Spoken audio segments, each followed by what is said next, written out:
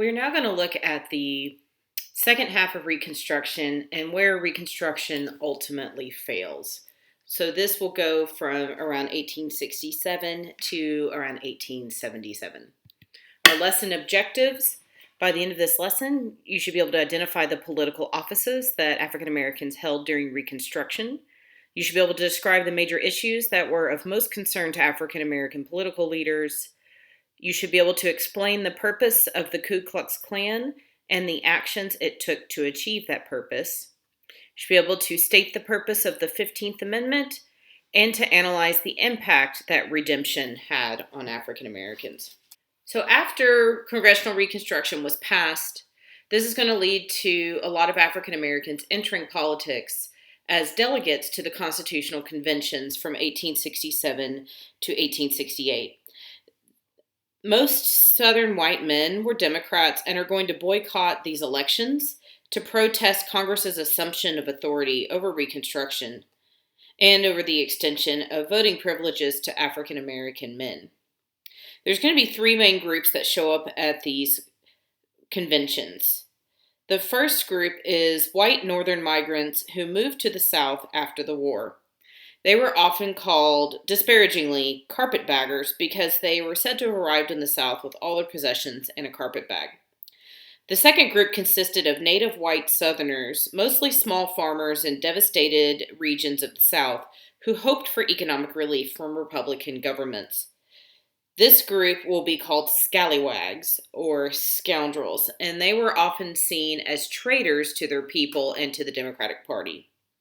Our third group in these constitutional conventions will be African Americans. African Americans will be, of the 1,000 delegates for the 10-state conventions, 265 will be African American, and they will make up the majority of delegates in the states of South Carolina and Louisiana, and they will be 10 to 20% of delegates in 7 other southern states. These new constitutions are going to ensure that all adult males could vote and will confer broad guarantees of civil rights.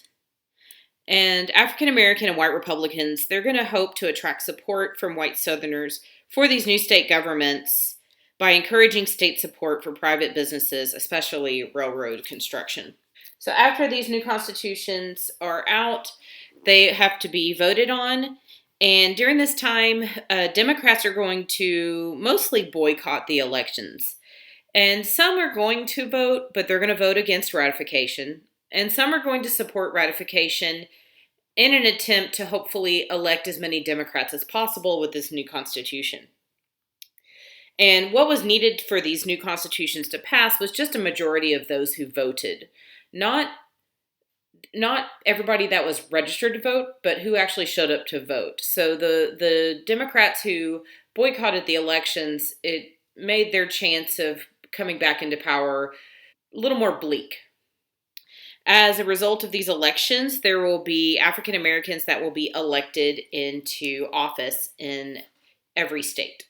So as we mentioned, there's a sizable number of African Americans as part of the population in the South, so it would make sense that quite a few African Americans are voted into office, especially in states like South Carolina, Mississippi, and Louisiana, where 50% or more of the population is African American. So it would make sense to have a large majority of African Americans representing the population.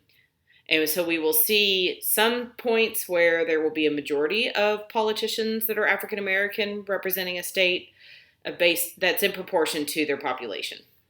Over the next decade, 1,465 African American men will hold political office in the South. And during this time, even though they had a lot of political leverage, it still will be the white Republicans that dominate the politics in the area. At first, African Americans will choose not to run for the most important political offices because they feared that the election would further alienate angry white Southerners. This will eventually change. Now, no African American is elected as governor, but there will be instances of a lieutenant governor who ended up serving for a month after the white governor was removed from office. And there are 6 African Americans that served as lieutenant governor. We'll also have Blanche K. Bruce and Hiram Revels, who will both represent Mississippi in the United States Senate. We'll have Joseph Rainey, who is a U.S. representative from South Carolina. And there will be 14 African American men who will serve in the U.S. House of Representatives during Reconstruction. And we will also see African Americans in local roles such as sheriff, mayors, coroners, and police chiefs. Although African American men did not take over any state politically, a few did dominate districts with sizable African American populations. There will be several issues that African American politicians will try to tackle while they are in office. One of the most important ones is going to be that of education and social welfare. African American leaders were eager to increase literacy and promote education among African Americans. Republicans are going to create statewide systems of public education throughout the South. This is going to be a very difficult and expensive task for an area that has been financially devastated by the Civil War.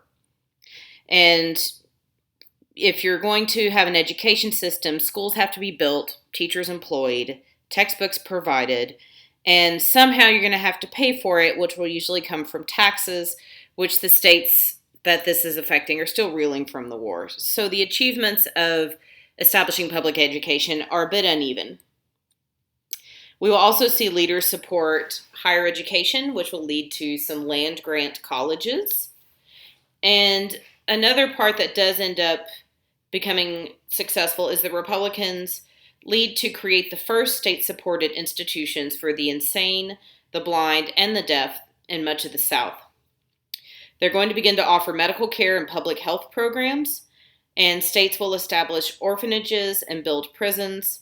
African American leaders will also support revisions to state criminal codes, the elimination of corporal punishment for many crimes, and a reduction in the number of capital crimes. Civil rights is going to be an ongoing battle for leaders in the South, and African American leaders wanted to address racial discrimination in public transportation and in accommodations such as hotels and restaurants. However, white politicians will block laws regarding civil rights in most states. Other issues for African American politicians during this time, there will be economic issues. During this time, there were instances of white landowners sometimes firing African American agricultural laborers near the end of the growing season, and then they wouldn't pay them. And this led to a lot of debt. It led to that cycle of poverty we talked about in the previous chapter. So as a result of this, African American politicians will secure laws that required laborers to be paid before the crop was sold or when it was sold.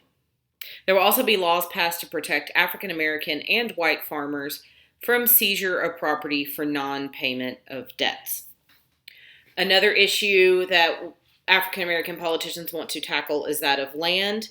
Unfortunately, leaders are unable to provide land to landless African Americans and white farmers, and many agreed with that and believed that the state had no right to distribute land. Another part that will be an issue is that of business and industry, and we will see state governments approve the sale of state-supported bonds to finance railroad construction. So in states like Georgia, Alabama, Texas, Arkansas, the railroad networks will expand, but the bonded debt of these states will go up rapidly and taxes will be increased to pay for it. And railroad financing was often corrupt. Most of the illegal money wound up in the pockets of white businessmen and politicians. There will be multiple effects of having African Americans in office, and two of those are going to be a splinter within the Republican Party and then opposition to African American politicians and Republicans. So African American and white Republicans will often disagree on political issues and strategy, but that lack of party cohesion and discipline was even more harmful. We will see the Republican Party constantly split in the South into factions. And we will also see examples of would-be Republican leaders who will run for office. They will lose the Republican primary, And when they lose the Republican primary, they will then run on a splinter split party ticket. And as we will learn throughout American history, when you split a political party on the ballot, it's usually going to lead to the opposing political party winning. Most of the people that were going through these contests, it wasn't an issue of race more than it was an issue to desire to gain an office that would pay a modest salary. Most Republicans at this time were not well off, and public office assured them at least economic security. Due to these factions, we'll see a high turnover in political leadership and the loss of that economic security. Few office holders are going to stay in office for very long, and this is going to lead to inexperienced leadership added to the Republicans' woes. In reaction to Republican leaders, we are going to see white Southerners that are going to oppose to their platform. They are also going to remain absolutely opposed to letting African Americans vote or to hold office. Most white Southerners saw that the only acceptable political system was one that excluded African American men and the Republican Party. As far as most white people were concerned, the end of slavery and the enfranchisement of black men did not make African Americans their equals. Many white Southerners did not accept the 14th Amendment, and they attacked Republican governments and their leaders unrelentingly. White Southerners will blame the Republicans for the epidemic of waste and corruption in the state government, and they will consider it preposterous and outrageous that former slaves could vote or hold office. White Southerners will be determined to rid themselves of Republicans and the disgrace of having to live with African American men who possess political rights. White Southerners will, quote unquote, redeem, as we will see shortly, their states by restoring white Democrats to power. And we will also see white Southerners will believe that by any means, fair or foul, were justified in redeeming their state. In this vein of Southern redemption, we will start to see white Southerners that will group together to use violence to remove African Americans in politics. And one of these is going to be the Ku Klux Klan. And in these groups, they were terrorist groups who resorted to threats, intimidation, beatings, rapes, and murder to restore conservative white democratic rule and to force African Americans into subordination. The Ku Klux Klan is a secret society that was founded by former Confederates in Pulaski, Tennessee in 1866. It will transform itself into a terrorist organization during Reconstruction to drive the African Americans and white Republicans from political power in southern states. And members will be pulled from all classes of white society, and they will also function mainly where there are African Americans who are a minority and where their votes could affect elections. Now, the Klan, even though it was not perhaps well organized or unified, they did reduce support for the Republican Party and helped eliminate its leaders. Often they would wear hoods and masks to hide their face, and they would embark on a campaign of violence rarely matched and never exceeded in American history. There will be mobs of marauding terrorists who beat and killed hundreds of African Americans and many white people. African American churches and schools were burned. Republican leaders were threatened or killed. There will be several black legislators who will also be killed during this time. The worst place that this group was the most active is going to be in York County, South Carolina. Almost the entire adult population, white male population, joined in threatening, attacking, and murdering the African American population. Hundreds were beaten and at least 11 were killed. Terrified families then fled into the woods, and they did appeal to the governor for help. The governor did not send aid, and even more violence is going to result. And the governor, he couldn't send white men into York County because most of them sympathized with the Klan. And we will see Republican-controlled legislatures pass anti-Klan measures that made it illegal to appear in public in disguises and masks, and tried to strengthen laws against assault, murder, and conspiracy, but enforcement was quite weak. We will see some states where they will declare martial law and they will send in people to quell the violence. But usually in areas where African Americans were outnumbered and outgunned, they wouldn't retaliate against the Klan, and the Klan is very rarely going to be active in an area where there's a majority African Americans or where they are prepared to defend themselves. So, in the cause of white supremacy, the Klan will usually attack those who cannot defend themselves. During the midst of all this, we will have a glimmer of hope. We will see the passage of the 15th Amendment. And during this time, the federal government is under Republican domination, and they are doing what they can to protect African American voting rights and to defend Republican state governments in the South. And they will pass the 15th Amendment. And this amendment stipulates that the right to vote could not be denied on account of race, color, or being a person who had been a slave. Now, the 15th Amendment does not address women, and it doesn't keep you from taking the right to vote from somebody based on anything related to income, education level, property qualifications, and we will later see that all of these will be used to keep African Americans from voting. In order to fight against the violence that's happening with the Klan at this time, we will see a series of laws called the Enforcement Acts, which are also known as the Force Acts. And these were passed by Congress in the early 1870s to undermine the Klan and other terrorist organizations by authorizing the president to use military force and to suspend the writ of habeas corpus. The writ of habeas corpus is pretty much your rights whenever you are detained. This act will make it a federal offense to interfere with a person's right to vote, hold office, serve on a jury, or enjoy equal protection of the law. For extreme violence, the act authorized the president to send in federal troops to suspend that writ of habeas corpus. And as a result of this, hundreds of Klansmen will be arrested. There will be many trials that follow. And however, many Klansmen will be able to confess to their crimes and escape prosecution.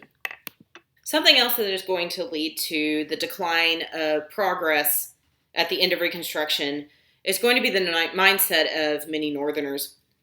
Although the federal government did reduce Klan violence for a time, white Southerners remain convinced that white supremacy must be restored and Republican governments overturned. Klan violence won't end up overthrowing any state governments, but it does undermine freedmen's confidence in the ability of these governments to protect them.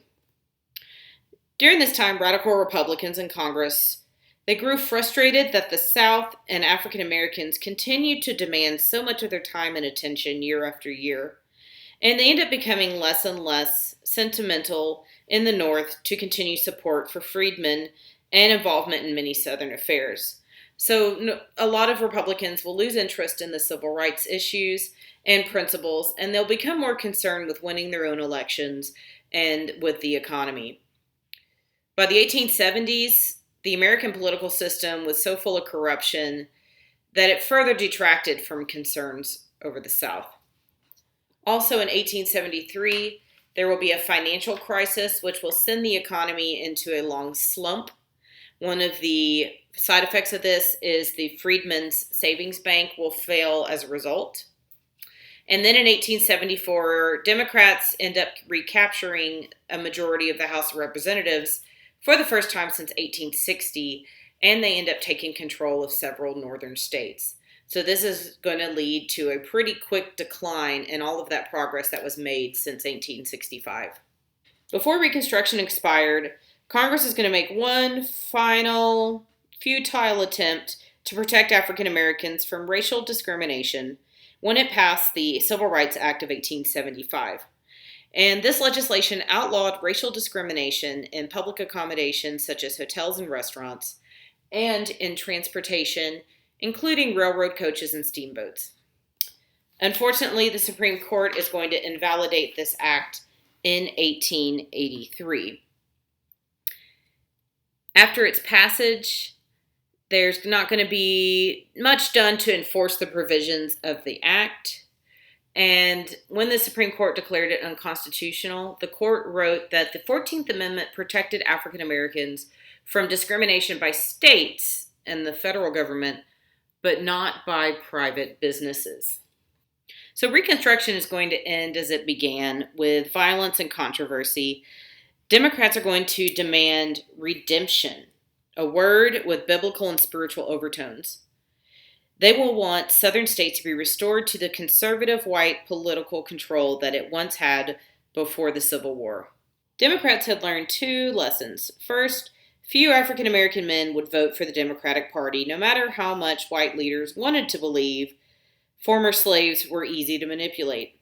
Second, intimidation and violence would win elections in areas where the numbers of African American and white voters were nearly equal.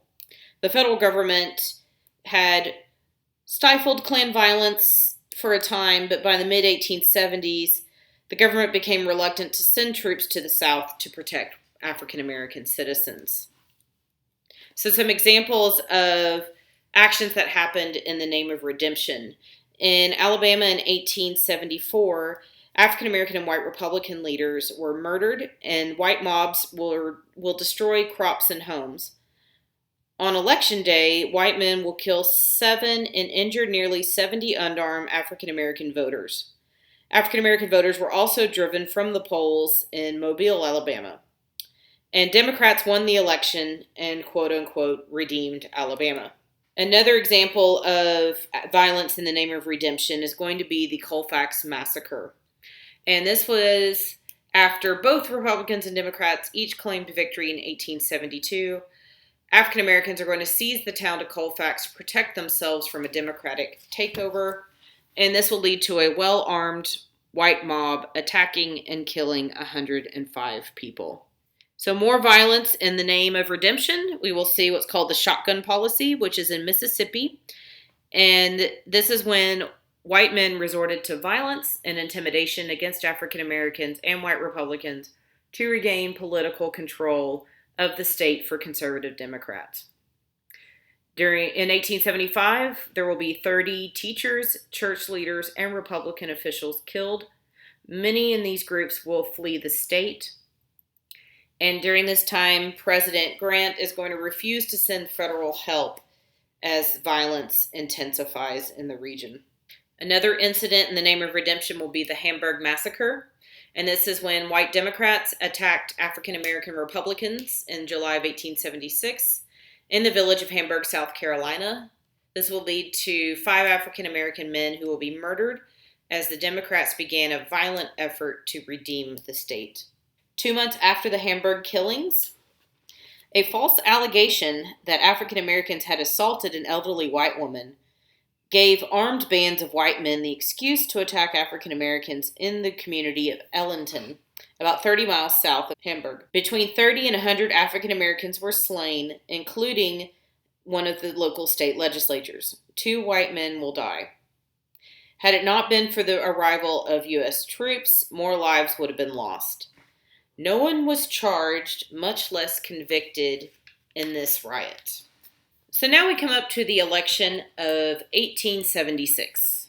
And in the election of 1876, we don't have a majority winner in the Electoral College.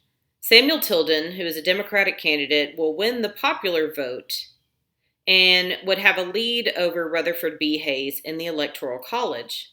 But there were 20 electoral votes that were left in dispute. And both Democrats and Republicans will claim that they won Florida, Louisiana, and South Carolina. So you will notice that all the green states are for Samuel Tilden, and all of the orangish color is for Rutherford B. Hayes. And Tilden had 4.2 million votes, and Rutherford B. Hayes had a little over 4 million votes. But as we know, the winner comes from the Electoral College. So there was not a clear winner, which means the House of Representatives has to decide who becomes president. So as part of this dispute, there's an informal arrangement that's made between National Democrats and Republicans that will settle the dispute and will permit Rutherford B. Hayes to become president while allowing Democrats to complete redemption by taking political control of Louisiana, Florida, and South Carolina.